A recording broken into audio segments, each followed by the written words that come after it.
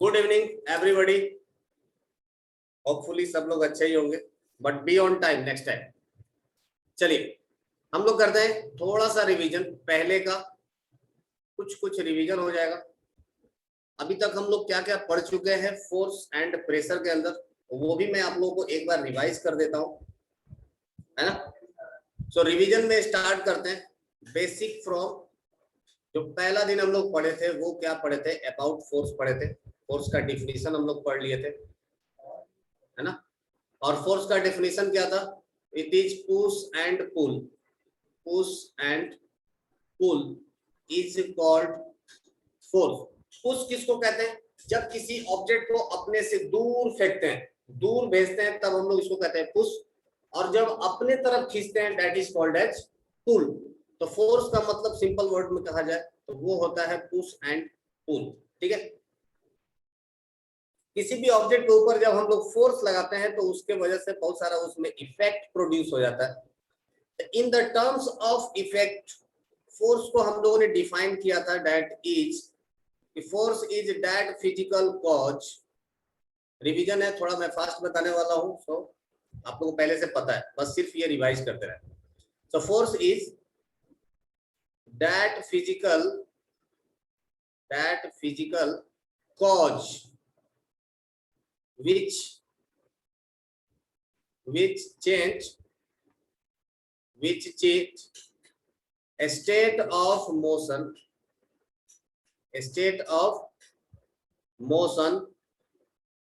shape and size,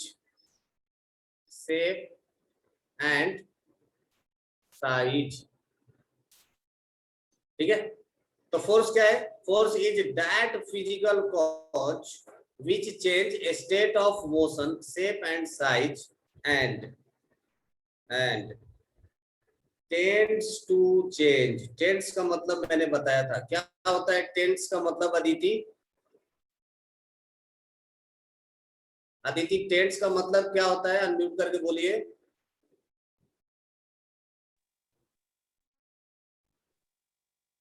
sir हम बोले, yes Sachin बोलिए। कोशिश करना। Very good. सो टेंस का मतलब हो जाता है कोशिश करना। So tends to change state of motion, shape and size, ठीक है। तो force is that physical cause which change state of motion, shape and size and tends का मतलब हो जाता है कोशिश करना। मतलब या तो वो बदल देता है या बदलने की कोशिश करता है। अगर कोशिश भी करता है तो भी ये फोर्स है। फॉर एग्जांपल ये पीछे का दीवार, अगर मैं इस पे फोर्स लगाता हूं, ऐसे ही खड़ा है, कुछ नहीं हो पाया मेरे से, हो भी नहीं सकता है, पर मैंने कोशिश किया, हुआ नहीं, तो मेरा कोई गलती नहीं, बट मैंने फोर्स लगाया था। मैंने इसके मोशन, इसके स्टेट ऑफ मोशन को, इसको तोड़ने की कोशिश की थी, पर हुआ नहीं मेरे से। That's why force is that physical cause, वो भौतिक कारण है जो स्टेट ऑफ मोशन को चेंज कर देता है, उसके शेप को बदल देता है। देखो आटा सानते हैं हम लोग घर पे, हैं, लगाया फोर्स, उसका शेप बदल गया, है ना, साइज बदल देता है उसके। जैसे रबर होता है ना, रबर को हम लोग खींचते हैं, अब ये 5 सेंटीमीटर का मान लो अगर रबर है तो उसको खींच कर हम लोग 10 सेंटीमीटर कर देते हैं, ठीक है। तो उसका साइज बदल सकता है। और इसके ऊपर हम लोगों ने बहुत सारा एग्जांपल भी किया था। देन हम लोगों ने कुछ इसमें इंपॉर्टेंट पॉइंट्स भी पढ़े थे about force, and that was what, कि जो एसआई यूनिट होता है, SI unit of force, force का जो एसआई यूनिट होता है ये होता है न्यूटन, है ना। और न्यूटन को ही हम लोग लिख सकते हैं क्या, केजी मीटर पर सेकंड स्क्वायर। ये क्या है, एसआई यूनिट है। और फोर्स का जो सीजीएस यूनिट होता है, सीजीएस का मतलब क्या होता है रुपेश? Yes sir. सीजीएस मतलब क्या होता है?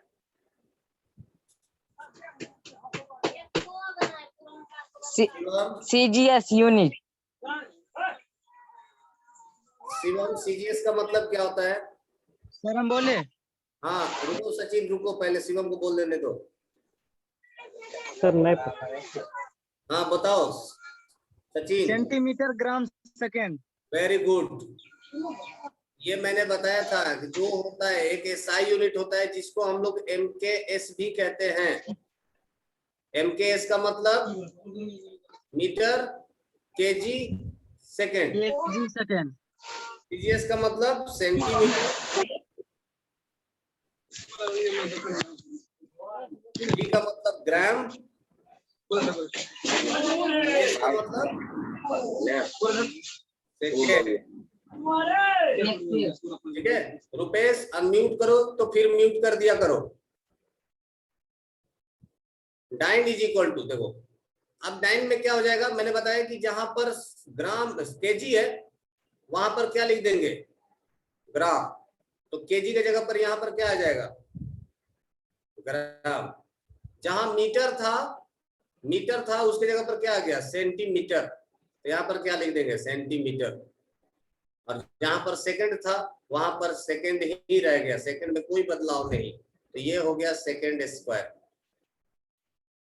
ओके, सो जो फोर्स होता है, फोर्स का एसआई यूनिट, या कह सकते हो कि एमकेएस सिस्टम में इसका जो यूनिट होता है वो होता है न्यूटन। और न्यूटन वो थे जिन्होंने ग्रेविटेशन को खोजा था। ठीक है, तो ये हो गया न्यूटन। और सर डाइन, एफपीएस का क्या होता है सर? अजी एफपीएस का मतलब सर इसका हो गया ना, ये सीजीएस का डाइन हो गया ना एफपीएस सर। भी होता है, एफपीएस का मतलब हो जाता है फुट पाउंडर सेकेंड। सर वो पता है सर, ये मतलब हो गया ना इसका सर, सीजीएस सिस्टम हो गया डाइन सर। हाँ, तो एफपीएस का क्या होता है सर? एफपीएस में ग्राम की जगह आप क्या लिख दोगे, इन एफपीएस सिस्टम में जहां पर ग्राम है उसके जगह पर क्या आ जाएगा, पाउंड, है ना, पाउंड। और जहां पर मीटर है उसके जगह पर क्या आ जाएगा, फीट। जहां पर सेकंड है वहां पर सेकंड स्क्वायर। सर वो वैसे हम नहीं पूछ रहे सर। उसका कुछ नाम नहीं है स्पेसिफिक, यही ऐसा सर कुछ पूछ रहे। नहीं कर सकते कि इतना पाउंड है, या उसके जगह पर कोई स्पेसिफिक नाम ऐसा नहीं रखा गया है। सीजीएस में नाम है इसका, जरूरी नहीं कि हर सीजीएस सिस्टम में नाम ही हो। फोर्स के लिए है और सबके लिए हो ऐसा कोई जरूरी नहीं है। ठीक है,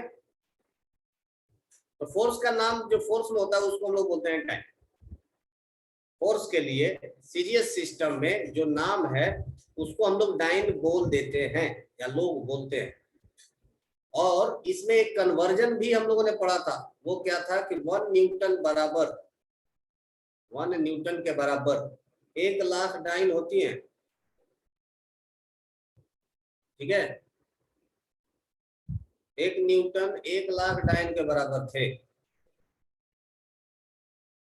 सोच लो कितना खतरनाक थे, खतरनाक तो थे ही।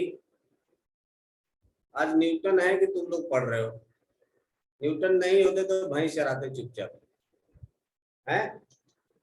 जिंदगी भर का तुम लोगों का वर्कलोड दे के गए न्यूटन, 20 साल लग जाता है न्यूटन के बारे में सब कुछ पढ़ने में। चलिए आगे बढ़ते हैं। तो ये हो गया फोर्स के बारे में हम लोगों ने पढ़ा था। इसके बाद नेक्स्ट पेज पर आते हैं। फोर्स के बाद हम लोग पढ़ लिए थे टाइप ऑफ फोर्स के बारे में, है ना। तो टाइप ऑफ फोर्स के बारे में हम लोग पढ़े थे, फोर्स कितने कितने टाइप के होते हैं। तो नॉर्मली जो होता है, देखो फोर्स का division on the basis of contact and non contact. Force को हम लोगों ने दो पार्ट में डिवाइड किया था, एक जिसको हम लोग बोलते थे कांटेक्ट फोर्स, और एक को हम लोग बोलते थे नॉन कांटेक्ट फोर्स। जो दूसरा टाइप था वो क्या था, non contact force. Non contact force, contact force का मतलब क्या था, कांटेक्ट फोर्स का मतलब था कि अगर आपको किसी ऑब्जेक्ट में इफेक्ट प्रोड्यूस करना है, अगर किसी ऑब्जेक्ट के अंदर इफेक्ट प्रोड्यूस करना है तो उसको अगर आपको टच करने की जरूरत पड़े तो समझ जाइए कॉन्टैक्ट फोर्स है ना। तो इसको हम लोगों ने लिखा भी था definition, to produce effect, to produce effect of force, effect of force if physical contact, if physical contact is required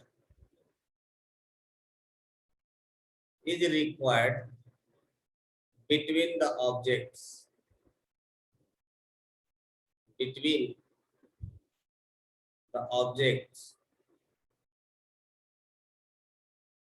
then it is said to be, then it is said to be contact force, then it is said to be contact force. Okay, और contact force का कुछ कुछ जो example था वो example कौन कौन सा था, कौन कौन बताएगा एग्जाम्पल? कॉन्टैक्ट फोर्स का एग्जाम्पल कौन कौन बताने वाला है? Aditi, yes sir. बताइए कॉन्टैक्ट फोर्स का एग्जाम्पल बताइए। Tension force. कौन सा? Tension force. Very good, tension force. और सेकेंड में होगा, और सोचिए, तब तक आगे रुपेश बताइए। Rupesh, yes sir. हाँ, कॉन्टैक्ट फोर्स का एग्जांपल बताइए। Frictional force. Friction force, very good. Sachin, एक एग्जांपल आप बता दीजिए। Spring force. Very good, spring force. Shivam,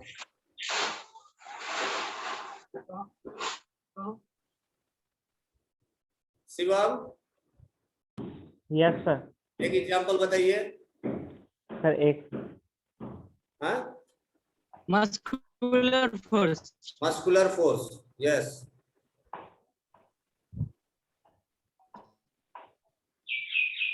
muscular force. Shivam बताइए, और कोई याद है?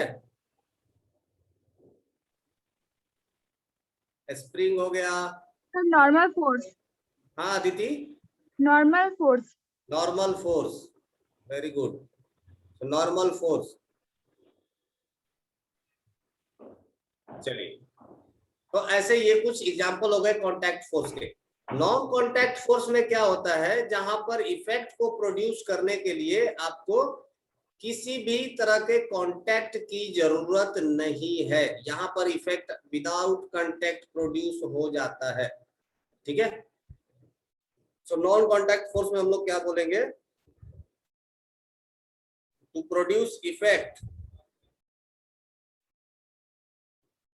to produce effect of force,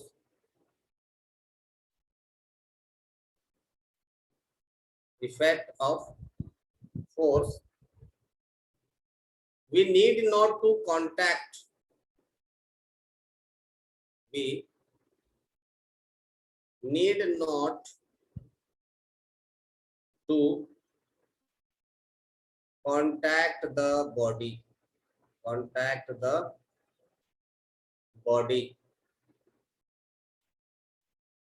then it is said to be non-contact force, then it is said to be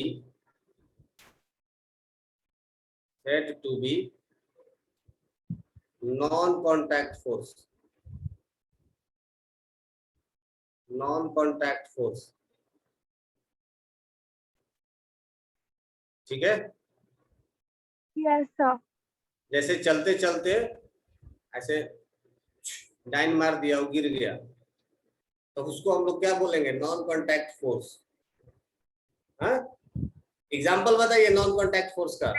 force. Magnetic Gravitational force. gravitational force. Magnetic force. force. Okay. Gravitational force और next gravitational force और कौन सा? Electro. Next question. Electronic force. Electrostatic force. Electrostatic force. Electrostatic force. ठीक है. एक और मैंने बताया था nuclear force. Yes, sir. Nuclear force. Nuclear force भी इसी के रेंज में आ जाता है. सर न्यूक्लियर बस वो तो अलग हो गया ना, वो तो एटम में आ गया ना. वो भी एटम में ही आता है, तो ये भी तो एटम की वजह से, चार्ज की वजह से ही होता है. उससे कोई और दिक्कत नहीं है. सर न्यूक्लियर फोर्स भी नॉन कॉन्टैक्ट फोर्स में ही आता है. इलेक्ट्रोमैग्नेटिक क्या होता है सर? क्या बोल रहे हो सचिन? सचिन कुछ electromagnetic force sir. Magnetic force. Electromagnetic force sir. अब ठीक है, इलेक्ट्रोमैग्नेटिक फोर्स, इलेक्ट्रोस्टैटिक फोर्स और मैग्नेटिक फोर्स को मिला करके ही कहते हैं इलेक्ट्रोमैग्नेटिक फोर्स. ओके, चलिए अब हम लोग आते हैं इसके बाद. इसके बाद फोर्स को हम लोगों ने डिवाइड किया था फिर दो पार्ट में, और वो कौन कौन से पार्ट है? Balanced, unbalanced force. हाँ, एक तो हो गया जिसको हम लोग बोलेंगे बैलेंस्ड फोर्स. Balanced force. और एक होता है जिसको हम लोग कहते हैं अनबैलेंस्ड फोर्स. Unbalanced force. ठीक है. बैलेंस्ड फोर्स में क्या होता है?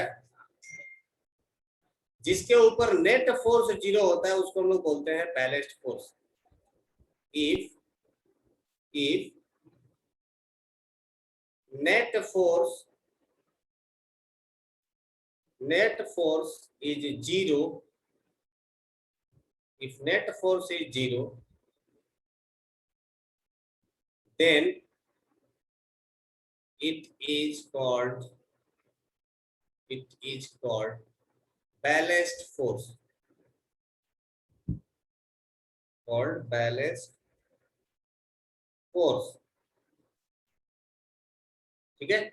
और इसका फिगर हम लोग कैसे बनाए थे? मान लीजिए ये कोई एक ऑब्जेक्ट है, इसके ऊपर दोनों तरफ से अगर इक्वल फोर्स लगा रहा है, इक्वल एंड अपोजिट फोर्स, ये 10 न्यूटन इधर से भी लगा, 10 न्यूटन इधर से भी लगा, तो इसको हम लोग क्या कहेंगे?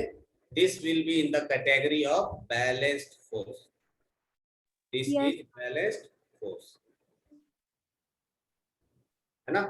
तो बैलेंस्ड फोर्स के लिए जो रिक्वायर्ड कंडीशन है वो क्या है? कि जो भी इस पर आप फोर्स लगाएंगे that should be the equal and opposite. Equal and opposite. अगर ये ऐसा कुछ कंडीशन बनता है तो इसको हम लोग, जो नेट फोर्स होगा वो क्या हो जाएगा? 0 हो जाएगा इस कंडीशन में. ठीक है. Yes, sir. सेकंड पॉइंट जो है वो है अनबैलेंस्ड फोर्स. और Yes, sir. Unbalanced If force force में क्या is होता था? not, so that is called unbalanced. Yes, when unbalanced force, when net force is 0, when net force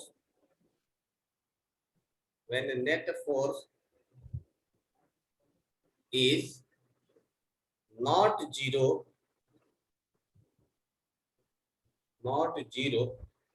then it will be unbalanced force. Then it will be unbalanced force. ठीक है. तो यहां पर जो फोर्स लगता है ये क्या लगता है? अनइक्वल एंड अपोजिट, या कुछ भी हो सकता है ना. बस आपको इसमें यही ध्यान रखना है कि जो नेट फोर्स है वो हमारा क्या होना चाहिए, जीरो ये नहीं होना चाहिए। 0 के बराबर नहीं होना चाहिए। ये जो साइन है ना, सर ये साइन इक्वल एंड अपोजिट का मतलब सर क्या हुआ? क्या सचिन? इक्वल एंड अपोजिट का मतलब सर? इक्वल एंड अपोजिट का मतलब हो जाता है कि बराबर और विपरीत दिशा में। ठीक है, यहां पर जो 10 न्यूटन फोर्स लग रहा है, तो ये 10 न्यूटन और ये 10 न्यूटन दोनों क्या है, बराबर हो गया ना, 10 बराबर 10, और दोनों लगेंगे अपोजिट दिशा में, तो नेट फोर्स क्या हो जाएगा, 0। जीरो। ठीक है, यस सर। चलिए अब इसके बाद हम लोग देखते हैं, अब यहां पर टर्म इस्तेमाल किया गया नेट फोर्स। तो नेट फोर्स किसको कहते हैं? Net force all summation of all the forces, summation of all the forces acting on body is called net force। तो यहां पर हम लोग देखेंगे नेट फोर्स किसको कहते हैं, नेट फोर्स क्या होता है। नेट फोर्स, तो नेट फोर्स का डेफिनेशन होता है क्या, summation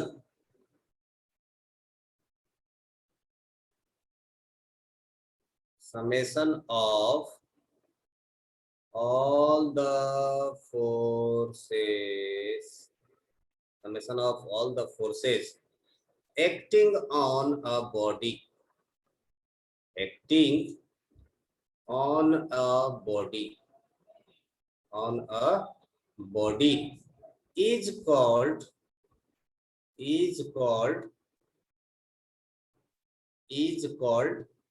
net force, is called net force. क्या कहते हैं इसको, इसको कहते हैं नेट फोर्स। ठीक है, सो अगर मान लीजिए ये कोई ऑब्जेक्ट है, आपका बॉडी है,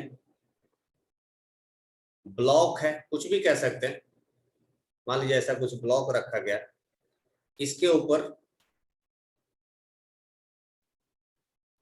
एक फोर्स लग रहा है F1 इधर के तरफ, एक फोर्स लग रहा है इधर के तरफ F2। तो हम लोग यहां पर क्या लिखेंगे, F net is equal to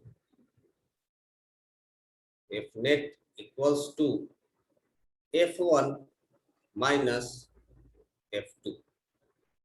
और इसमें ध्यान क्या देना था, इंपॉर्टेंट पॉइंट क्या है इसमें ध्यान देने वाला है ना, ये है वेरी वेरी डेंजरस, या आप कह सकते हो कि डायरेक्शन सर किधर है? है,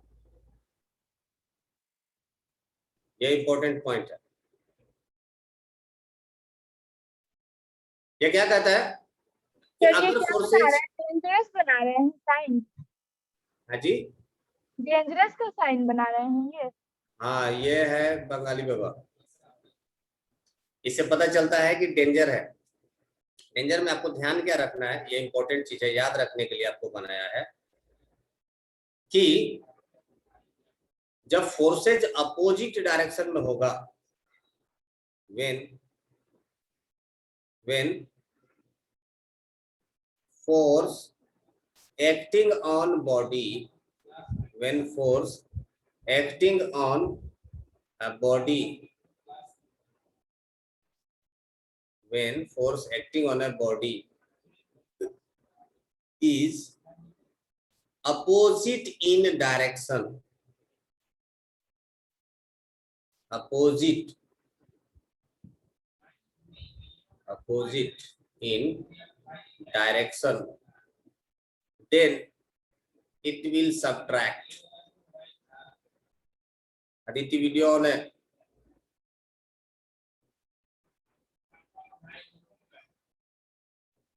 opposite in direction,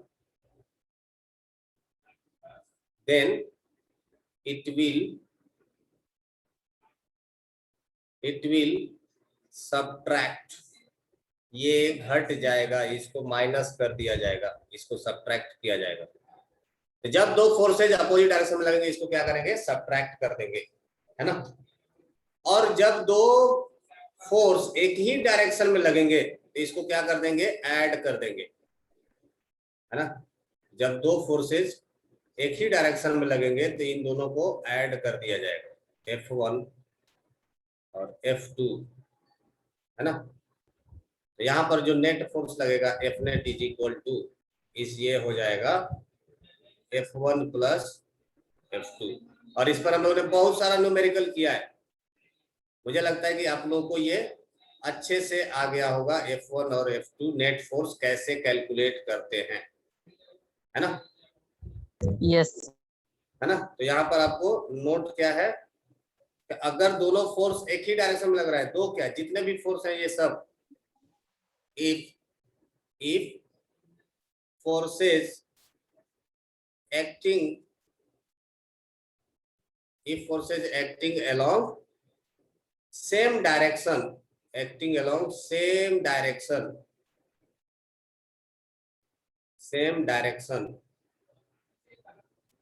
it will be added,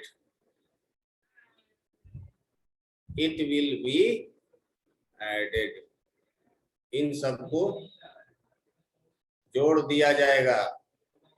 ठीक है, ठीक है। चलिए, तो जब फोर्सेज एक ही डायरेक्शन में लगेंगे, सब के सब फोर्स लगा देंगे। ऐसे समझ सकते हैं कि मान लीजिए कि आपके पास कोई गाड़ी खड़ी है, और गाड़ी को हमको खींच करके धक्का दे करके इसको चालू करना है। ये है कोई थार मॉडल, महिंद्रा का थार आया ना अभी, ये देखो, ये है थार जीप। अब मान लो कि ये चलते चलते बेचारा बंद हो गया, है ना।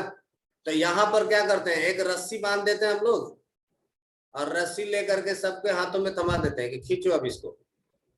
तो जब सब लोग मिल करके एक ही डायरेक्शन में खींचेगा, तो नेट फोर्स बढ़ जाएगा।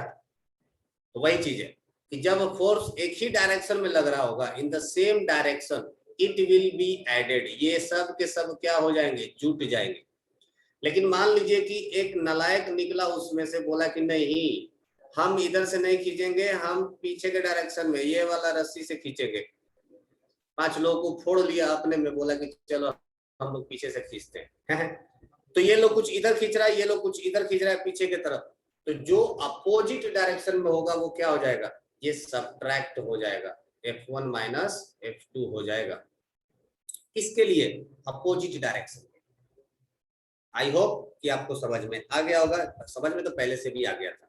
इसके बाद नेट फोर्स निकालने के बाद हम लोगों ने एक बहुत ही इंपॉर्टेंट फॉर्मूला याद किया था, पता नहीं ये कितने लोगों को याद है, that is force is equal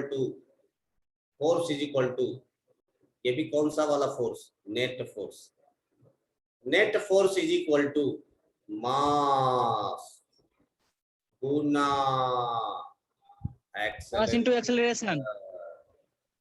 याद यस है? सर, आप 3 बार बता चुके हैं, ये चौथा बार बता रहे हैं। हाँ, ये जितना बार बताएंगे उतना जल्दी तुम लोगों के दिमाग में फिट होगा ना। Yes sir. अपने पास समय है, जितना हम लोग पढ़ाई देखो पहले स्टार्ट कर दिया है। जब पहले स्टार्ट किया तो इसका फायदा भागना तो है नहीं, है? आराम से सब चीज समझ के करेंगे और ज्यादा करेंगे, ताकि आने Yes, वाले sir. को तकलीफ ना हो। Yes, sir. हाँ, तो F net is equal to mass into acceleration होता है। और इस पर भी हम लोगों ने बहुत सारा एग्जाम्पल किया था, है ना। एग्जाम्पल कुछ इस तरह का किया था, अगर आपको याद होगा कि एक मास है, एक ऑब्जेक्ट है, अगर ये मान लीजिए कि 10 केजी का है, और इस पर इधर की तरफ एक फोर्स लगा देता हूं, मान लीजिए 50 न्यूटन का, और एक फोर्स लगा देता हूं इधर की तरफ अपोजिट डायरेक्शन में 100 न्यूटन का, सॉरी हाँ ठीक है 100 न्यूटन का। तो फटाफट बताइए तो कि इसका एक्सेलरेशन कितना होगा, चेक कर लेते हैं याद है कि नहीं।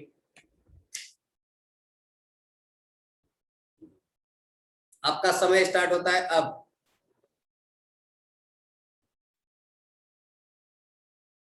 5 सेकेंड, 6 सेकेंड, 7 सेकेंड, देखते हैं कौन पहले देता है जवाब।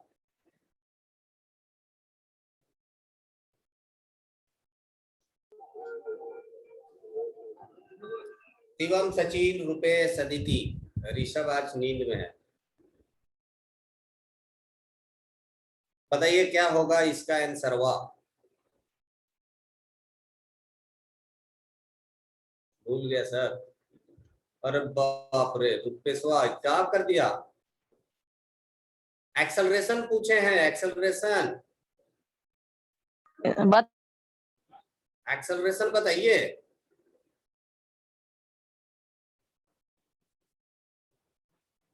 सचिन, अदिति, सबसे पहले तो बताइए एफ नेट फोर्स कितना लगेगा इसके ऊपर? 50 न्यूटन। यस सर 50 न्यूटन कर दिए हैं। तो एक्सेलरेशन कैसे निकालेंगे? -150 हुआ ना सर 500 होगा। 500 होगा रे पगला। सर, मेरा सर, 5000 आ रहा है न्यूटन। एफ सर, नेट -10 सबने आया सर। निकाल लिया। सुन रहे, सुनो सुनो। सर, फिर तो 100 माइनस 50, ये कितना हो गया? 50। 50 हो गया। और F net is equal to कितना होता है? Very good Shivam, very good. Shivam ने बहुत ही आंसर सटीक आंसर दिया एकदम correct. F net is equal to कितना होता है? 50 नेट इज इक्वल टू यहाँ पर दिया ना, mass into acceleration. Yes sir. Sir 3 होगा सर। तो 50 newton is equal to mass कितना दिया है भाई? 10 kg। तो लिखो ना यहाँ पे 10 kg गुना एक्सेलरेशन ए। अब एक्सेलरेशन फाइंड आउट करना है, क्या ये सर करें? कर लेंगे। 10 से इधर लाके डिवाइड कर दे। क्या 5 सर, रुके सर। करके बताते हैं। सर 5। सर 5 आंसर आएगा, 1/5। हाँ, तो 5000 कैसे आ रहा था? सर 5000 गलती से आ गया। गलती कोई बात नहीं, अभी गलती कर लो। एग्जाम में गलती की ना, समझ सर जाइए। इसमें कैसे पता चलेगा कि इसमें कौन माइनस है कौन प्लस है सर? इसमें ये जो देखो, 50 न्यूटन और 100 न्यूटन दिए सर। हाँ देखो, यहाँ पर एक्सेलरेशन में देखो क्या है, प्लस साइन है, कुछ नहीं लिखा है तो प्लस साइन है ना। यस और सर। यहाँ पर देखो, जब हम लोग फोर्स का डायरेक्शन चूज कर रहे थे तो यहाँ पर देखो इसको हमने प्लस मान लिया है, और इस सर डायरेक्शन हम को नेगेटिव मान लिए थे। इसको निगेटिव मान लिया है। हम निगेटिव मान लिए थे सर 100 सर, पर एक और 50 कोई पर बात क्वेश्चन। प्लस। नहीं, कोई बात नहीं, कोई बात नहीं। तुम अगर निगेटिव मान सर। लिए थे ना इसको, तो सर एक्सेलरेशन बहुत नहीं -5 होगा। आएगा, और क्या? सर आंसर माइनस में आएगा ना सर? तो कोई दिक्कत नहीं है ना। माइनस में, माइनस का मतलब क्या हो गया कि वो सिर्फ और सिर्फ क्या बता रहा है कि डायरेक्शन ऑफ एक्सेलरेशन किधर हो। तुमने तुमने क्या माना था? देखो, इस डायरेक्शन को, इधर के डायरेक्शन को निगेटिव माना था ना, तो ये डायरेक्शन पॉजिटिव होगा। सही Yes, बात है sir. ना? बोलो बोलो बोलो बोलो। Yes sir. तो अगर आपने डायरेक्शन निगेटिव माना था और आपका आंसर आ रहा है -5, तो एक्सेलरेशन किधर आ गया? निगेटिव डायरेक्शन में ना। एक्सेलरेशन किधर आ गया? निगेटिव डायरेक्शन में। सर माइनस होगा, नेगेटिव में ही आएगा ना। तो डायरेक्शन, जिस डायरेक्शन में निगेटिव माने थे उसी डायरेक्शन में ना होगा। Yes sir. और देखो, हमने Yes, सेम sir. डायरेक्शन समझ गए, sir. को पॉजिटिव माना था, तो मेरा आंसर कितना आया? +5, है ना? रुपेश नहीं, डेली डेली कहूत नहीं होगा। कहूत खेल खेल के तुम लोग, और ये एक्सेलरेशन कहाँ बता पाया? खाली कहूत खेलता है तुम लोग, और रिवीजन कुछ सर एक करता और नहीं क्वेश्चन है। लीजिए ना। सर सर हम सर बना लिए थे सर। हाँ, सैटरडे का नहीं हुआ था। सिर्फ मेरा क्या हो गया? सैटरडे का नहीं हुआ था। संडे को हुआ था ना? यस सर, हुआ था। No Sunday sir. को, संडे को हुआ था। मारेंगे फिजिक्स का नहीं हुआ था सर। सर फिजिक्स का नहीं हुआ था। फिजिक्स का नहीं हुआ था। कहूत अभी नहीं कराएंगे, खाली कहूत खेलता है तुम लोग, पढ़ता कुछ नहीं है। Yes sir. पहले अभी आंसर करो, ऑफलाइन होगा तब तो नहीं खेलेंगे सर। पहले आंसर करो। चलो एक बताओ, और इसका, क्वेश्चन दीजिए इस एग्जांपल का आंसर बताइए। ना। देखो, ये एक ब्लॉक दे देता हूं, और इस ब्लॉक के ऊपर मैंने फोर्स लगा दिया एक 10 न्यूटन का ऐसा, और एक 15 न्यूटन का ऐसा, और इसका मास हो गया 5 kg। एक्सेलरेशन बताइए।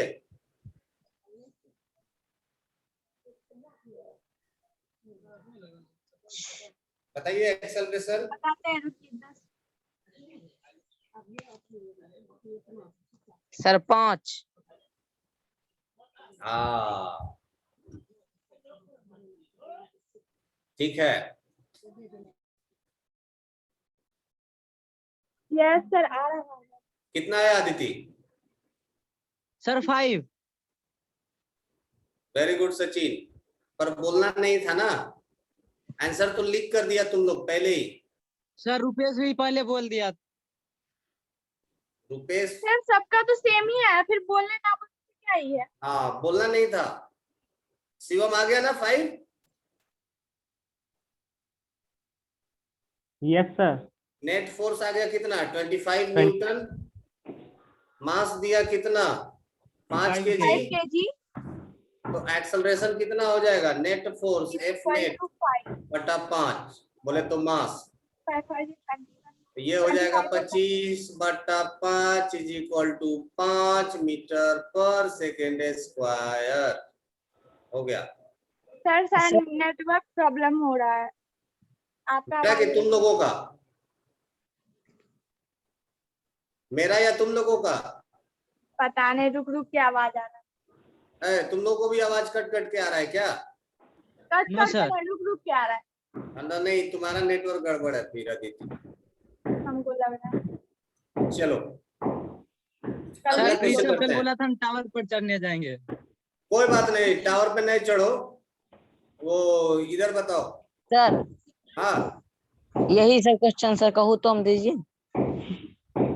एक और क्वेश्चन करो ऐसा। ये इधर से फोर्स लगा देता हूँ 250 न्यूटन का, इधर से फोर्स लगा देता हूँ 50 न्यूटन का, और एक फोर्स लगा देता हूँ ऐसा 100 न्यूटन का। सर आंसर कहाँ देंगे? चैट पे। और इसका मास है 50 kg। जल्दी से बताइए एक्सेलरेशन कितना होगा? Acceleration. Okay Rupesh, very good, answer आ गया है रुपेश का।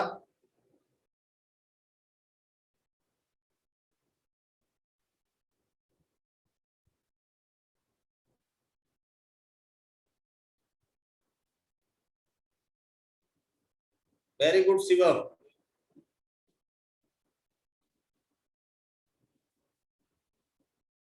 सचिन का भी बहुत सुंदर। अदिति अभी भी तुम्हारा आंसर नहीं आया।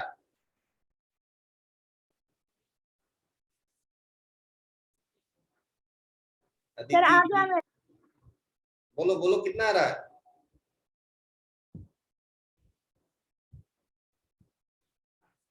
सर मेरा 4 आ रहा है आंसर। तो बताओ ना, 4 सही तो है। 4 Yes. Metre per second square. Very yes good.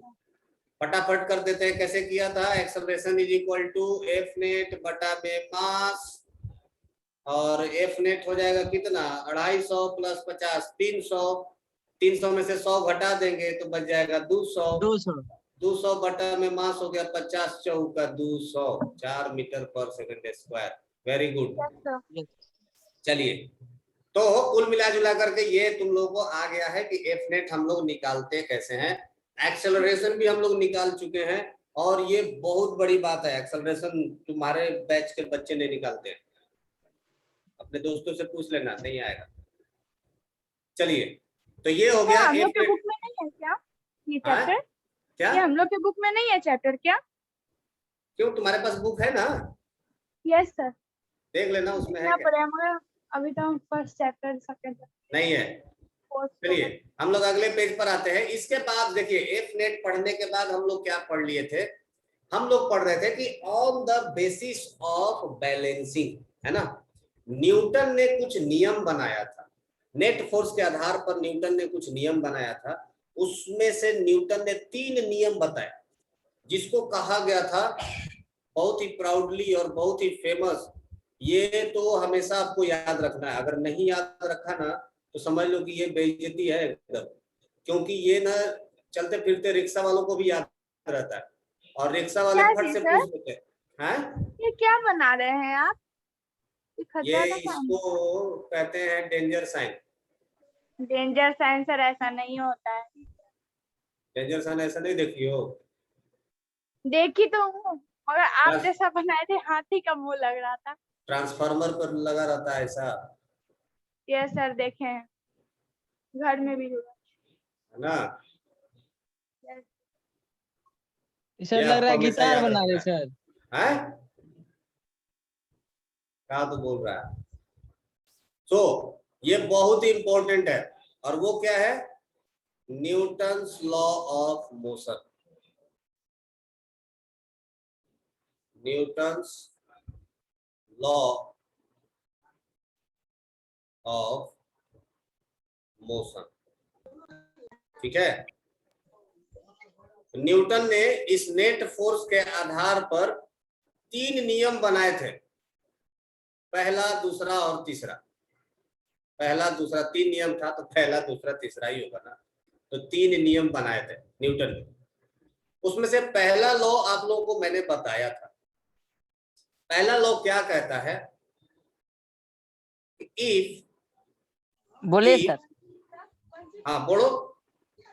जब कोई चीज स्थिर में रहता है वो गति में आना नहीं चाहता है।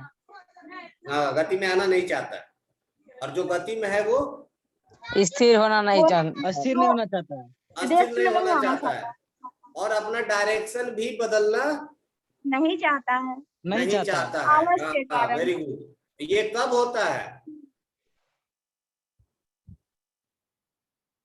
बॉडी, चलिए मैं लिख देता हूं इसको अंग्रेजी में, हिंदी में तो तुम लोग समझा दिए। a body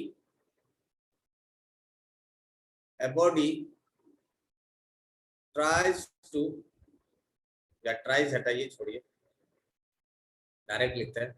a body maintains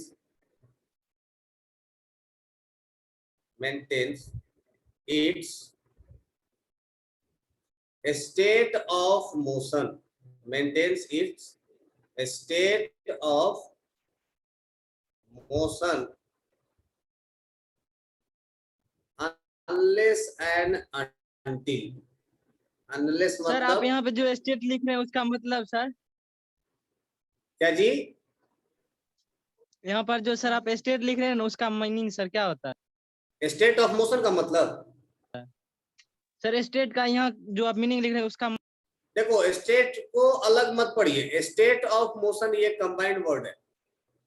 state of motion है ना, जैसे बोलते हैं ना कि सर मैं अपने एरिया का डॉन हूं, मैं अपने गांव का शेर हूं, लायन ऑफ द विलेज, कहेंगे ना। Yes. लायन को अलग पढ़िएगा, विलेज को अलग पढ़िएगा तो मतलब बदल जाएगा। Lion of the Yes. Village ये एक क्या है, आपके लिए टाइटल हो गया, समझ गए। तो स्टेट ऑफ मोशन, इन दोनों को कंबाइन करके पढ़िए। स्टेट ऑफ मोशन 2 तरह का होता है, बताता हूँ। अनलेस एंड अनटिल, पहले इसको लिख लेता हूँ। अनलेस एंड अनटिल, तो पिछले बार भी यही लिखा थे, a body will maintain its state of motion unless and until net equate, and net external force, yes sir, Net- open on it, हाँ, net external force applied on it,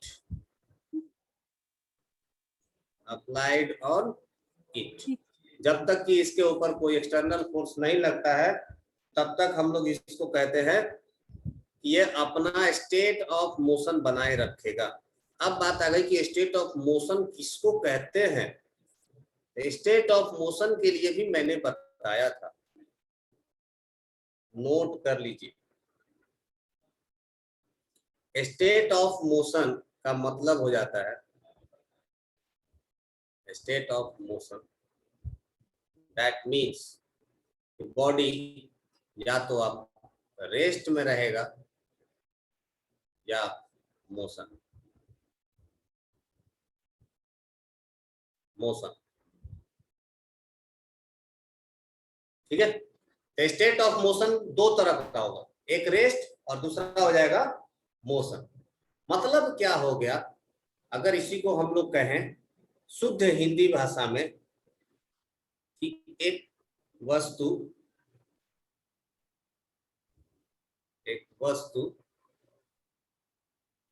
अपने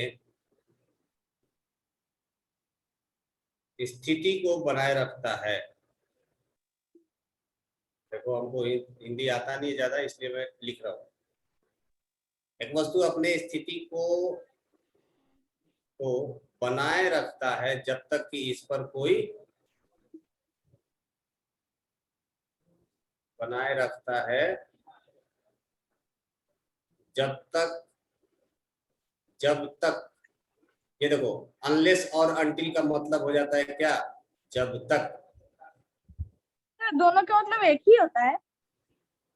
दोनों को मिला दीजिए एक तक, अनलेस मतलब सर एंड अनटिल, सर कोई जब बोलिए तक। क्या सिर्फ unless, तब क्या आवाज होगा कट कट के आ रहा सर? है सचिन। ये बोल रहा है कि अगर कोई बोले अनलेस का ही हिंदी बताने तब क्या बोलेंगे, जब।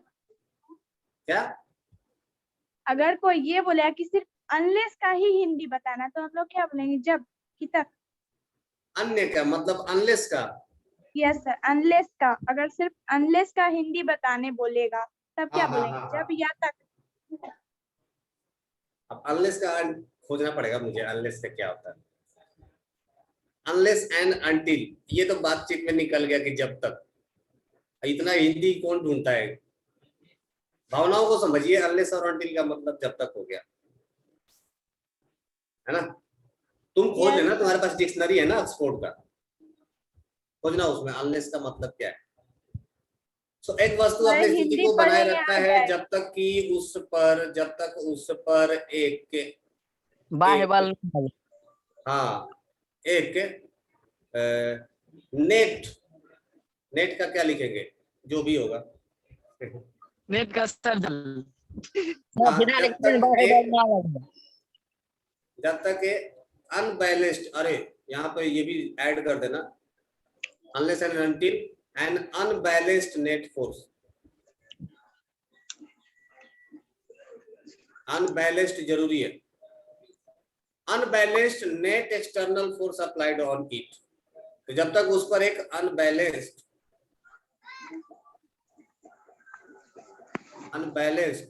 बाह्य फोर्स नहीं लग जाता, ये हमको याद है। सर अनलेस मीन्स जब तक ही होता है, अनलेस मतलब जब तक ही होता है, बट अच्छा, अनटिल में तक होता है, तक। ओके। तो उस पर एक अनबैलेंस बाह्य बल नहीं लग जाए, बाह्य बल, जब तक उस पर एक अनबैलेंस्ड बाह्य बल नहीं लग जाए। वस्तु अपने देखिए यहाँ पर ये टर्म बहुत जरूरी है, अनबैलेंस्ड, जो कि छूट रहा था। अनबैलेंस्ड क्यों जरूरी है, अनबैलेंस्ड फोर्स होना अनबैलेंस्ड हिंदी नहीं है सर, है, अनबैलेंस्ड हिंदी नहीं है। जाने दो। अनबैलेंस मतलब समझ रहे हैं ना, जो बैलेंस नहीं है, यस ना, सर। जो समान नहीं है। तो कहने का मतलब ये है कि जब तक अनबैलेंस्ड फोर्स नहीं लगेगा तो स्थित नहीं है। तब तक वो बॉडी का स्टेट ऑफ मोशन नहीं बदलेगा। यहां से एक चीज और निकलता है कि क्या हम लोग अनबैलेंस्ड नहीं लिखेंगे यहाँ पर तो काम चल जाएगा। सर अगर मान अनबैलेंस लो को कि मिटा अनबैलेंस्ड दीजिए। डिफिनीशन में छोड़ दिए तो क्या काम चल बन जाएगा, नो सर। नहीं चलेगा। क्यों नो नहीं सर। चलेगा, क्योंकि नेट एक्सटर्नल फोर्स तो जीरो भी हो सकता है ना। अपने को क्या चाहिए, जीरो नहीं चाहिए, समझ गए।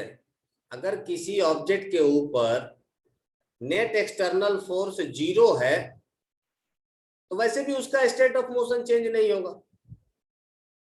क्या नहीं समझे, जैसे देखो ये ऑब्जेक्ट पहले से रेस्ट में है, ये ऑब्जेक्ट पहले से रेस्ट में है, रेस्ट। अब इसके ऊपर 10 न्यूटन का फोर्स हम इधर से भी लगा दिए और 10 न्यूटन का फोर्स इधर से भी लगा दिए, तो क्या ये ऑब्जेक्ट मूव करेगा? No sir. बिल्कुल नहीं करेगा। क्यों नहीं करेगा? क्योंकि इसके ऊपर नेट फोर्स क्या है? 0। 0। तो इसलिए यहां पर अनबैलेंस्ड जोड़ना जरूरी है। ये पहले भी रेस्ट में था, अब भी रेस्ट में है। इसका मतलब इसका क्या हो गया? स्टेट ऑफ मोशन बरकरार है। पहले भी रेस्ट में था, बाद में भी रेस्ट में रह गया। बट सर हाँ। अगर रेस्ट की जगह मोशन में भी रहेगा तो अगर नेट 0 होगा तो भी वो सेम ही situation हाँ, होगा। अगर मान लो कि रेस्ट के जगह पर ये मोशन में होता, रेस्ट के जगह पर अगर ये मोशन में होता और फिर भी इसके ऊपर 10 न्यूटन का फोर्स लगाया, 10 न्यूटन का फोर्स इधर से भी लगाया, तो भी ये मोशन में ही रहेगा। रिमेन्स इन मोशन, ये मोशन में ही रहेगा। रिमेन्स इन मोशन, समझ गए? क्यों? क्योंकि नेट फोर्स है 0। का समझे? चमका? समझ गए सर। Yes sir. हाँ, तो अनबैलेंस्ड होगा तभी मामला गड़बड़ाएगा। बैलेंस्ड फोर्स लगाओगे तो कोई फर्क नहीं पड़ेगा। समझ गए? यस बैलेंस्ड फोर्स लगाओगे तो कुछ भी नहीं होगा। वही गाड़ी वाला प्रॉब्लम, गाड़ी चालू करना है तो सब लोग मिल करके एक ही डायरेक्शन में धक्का लगाएंगे, हैं? कि 2 लोग Yes, sir. सामने से और 2 लोग पीछे से, दोनों सर लोग हम एक लोग दूसरे बच्चा की में तरफ क्या धक्का करते थे लगाएगा तो गाड़ी स्टार्ट हुआ, भला उसे स्टार्ट होने से रहा वो, सर? हैं? हाँ, बच्चा हम क्या करते थे, गाड़ी बंद हो जाता था, हम धक्का लगाते थे और फिर खींच लेते थे सर। हाँ। तो समझ में आ गया? ये है फर्स्ट लॉ ऑफ मोशन। जो दूसरा का लॉ ऑफ मोशन है ये कल पढ़ेंगे। तो कल हम लोग कुछ एग्जाम्पल हम लोग करेंगे कल के लेक्चर में। पहले स्टार्ट करेंगे कहां से? ये कुछ एग्जाम्पल अभी नेट पढ़ा फोर्स दीजिए। के ऊपर है। आज ही पढ़ा दीजिए। नहीं, अभी तुम लोग का 6 बजे से क्लास भी है ना, फिर दूसरा सर 10 कितने बजे बजे से सर है? है। सर 5 बजे से है ना सर? हाँ, तो 5 बजे से है ना, 5 से 6। Yes sir. यस सर 6 बजे तक है। हाँ, तो अभी उठ के पानी वानी पी लोगे तब उसके बाद फिर 6 बजे से 5 से 6 क्लास स्टार्ट होगा ना। यस हाँ, सर, तो थोड़ा कल मोबाइल क्या भी स्टार्ट पानी करेंगे? देंगे। देखिए, पहले कल आते आते पहले तो मैं आपसे एग्जांपल कराने वाला हूँ एफनेट के ऊपर, है ना। प्लस में कुछ क्वेश्चंस, थ्योरेटिकल क्वेश्चंस भी मैं पूछूंगा आप लोगों से बारी बारी से, तो कल रिवीजन करके जरूर आइएगा। दूसरा हम लोग स्टार्ट करेंगे न्यूटन्स का सेकेंड लॉ। यस सर वो भी याद करके आएंगे। न्यूटन का सेकेंड लॉ याद कर लेंगे तो अच्छी बात है, मैं यहाँ पर समझा दूंगा, पर एक बार देख लेंगे तो अच्छी बात है, जल्दी समझ में आएगा, मतलब नेक्स्ट क्लास में याद जब करके। मिलेंगे। और तीसरा न्यूटन का थर्ड लॉ उसी दिन निपटा देंगे, न्यूटन्स थर्ड लॉ। सर कल भी पूछेंगे ये। कल हम लोग का अभी क्लास होगा तो बताए कल ही थे। पूछूंगा, जब भी नेक्स्ट क्लास होगा तब मैं पूछूंगा, ठीक है। सर 1 क्वेश्चन है।